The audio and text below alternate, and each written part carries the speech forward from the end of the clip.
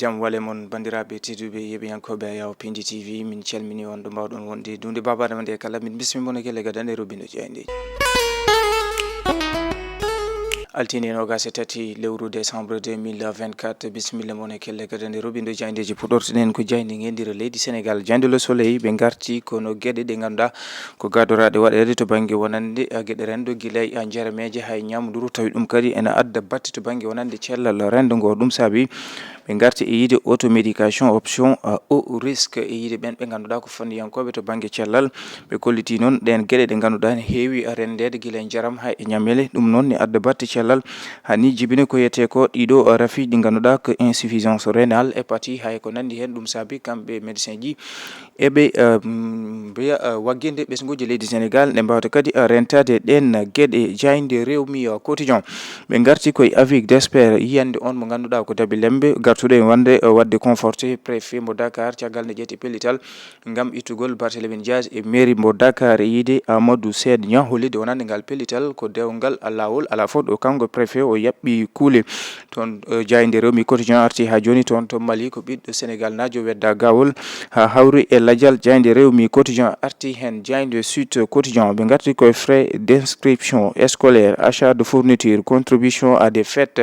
ɗum ɗo kala ko ɗum gueɗe ɗe ganduɗa hande oɗo sahani tampini ɓen ɓe ganduɗa ko jinnaɓe élève ɓe to banggue wonande ɗin école aji privé ɓe garti yiide wonande ɓen sukaɓe ɓe ganduɗa ko namdotoɓe jinneɓe mumen to banggue wonande ko wiyete ko frais d'inscription guila jobdiji ɗin école aji hani koppereje gam kadi ha joni to banggue wonande ɗin fetuji ɗum ɗo kala ne wayno ɗin école aji privé ji ene namdo ɗin ɓe ganduɗa ko jinnaɓe élève ɓe ɗum ɗo noon ne addi caɗele no fewi wonande o saaha e tumaji gonaɗi ɗi jayde les échos ɓe garti ko caggal nde wonande on recours salta avocat ji kamɓe hujukinantoɓe omo ganduɗa ko Lat Diop o saaha ɓe mbaɗi saisir toon to cour suprême gam tigui laamu ngu wawa ittude jungo mum e jeeyi kanko o mo ganduɗa ko Lat Diop hani e wawde kadi accuddemo o wawa yaltidde dumbir o wawa yaltude toon to suudu dumbirdu Barthélémy Dias ko kay tigui yani e on mo ganduɗa ko Diagne Ndiaye ɗum noon ko caggal nde o tigui sey fidde hani e wasde wawde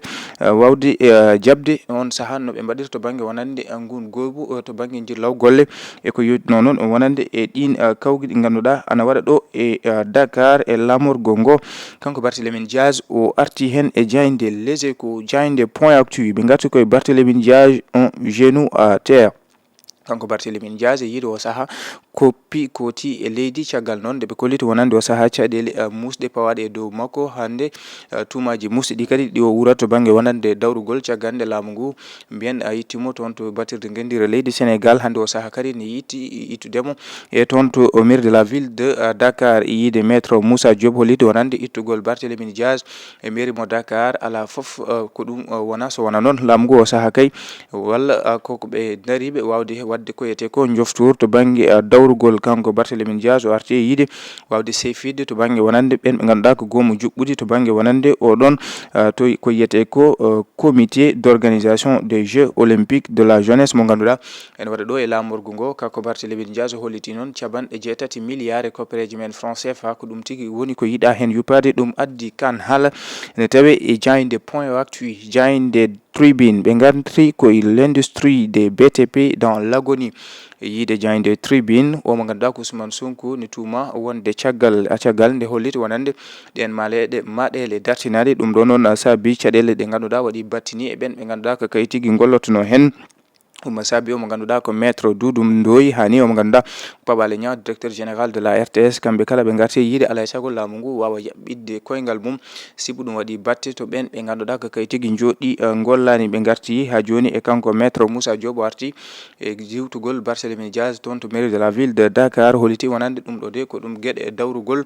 natti hen kono kadi ala foof ɗo ɓe ndewi to banggue wonande gueɗe lawol jayde l'observateur ɓe garti ko e o saaha double plainte uji ɗiɗi ɗi ganduɗa ene fawa tabal procureur tawi noon fewi koye omo ganduɗa ko général Moussa Fall o saaha beeline joyi mum caggal noon deɓe kolliti wonande ɓen ɓe ganduɗa ko kay tigui mbaɗi déposé ɗin plainte uji dewrima ko wonande ko lorlede hani e lebte nde ganduɗa ko kisɗe ɗi ganduɗa kanko général Moussa Fall e tuma tigui nde wonno e ngal gollorgal o fawi ɗum e ɓen ɓe ganduɗa ko kay tigui mbaɗimo porté ɗin plainte uji jayde direct news ɓe garti garti koye kanko hoorejo leydi ndi o teddini tawi noon ko omo ganduɗa ko colonel Abdou Aziz Ndaw mo waɗi élevé au rang de grand officier de l'ordre du mérite. Kanko hoorejo leydi ndi Bassirou Diomaye Diakhar Faye yiide jayde Direct News. Diomaye répare une injustice yiide kamɓe jayde Direct News.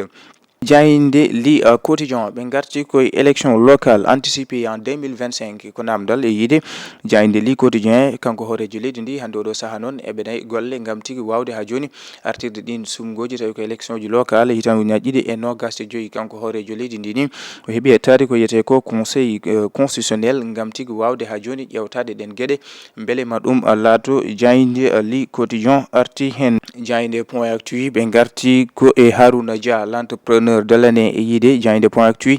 ne wayno noon kanko Harouna Dia ko kanko tigui woni kangue mairie ɓurdi mantinade e ndeɗo hitande to banggue ko yete ko entrepreneur. ɓe garti noon to banggue wonande tarihi iwdi makko toon to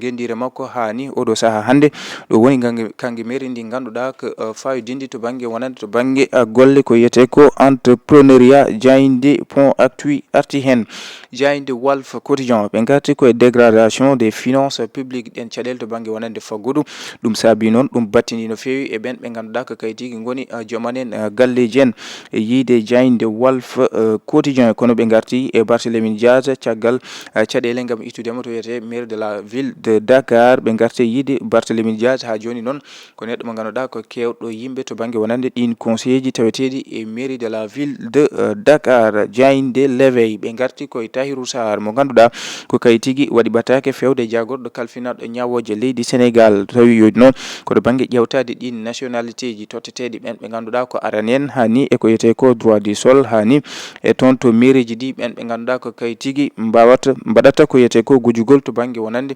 kayitaji ɓesguji leydi Sénégal. ɗum ɗo kala kanko Tahirou Sarr o waɗi hen namdal fewde e jagorɗo kalfinaɗo ñawoje leydi Sénégal. Jayinde l'éveil arti e oɗo jugement gazière grand tortue Ahmeyim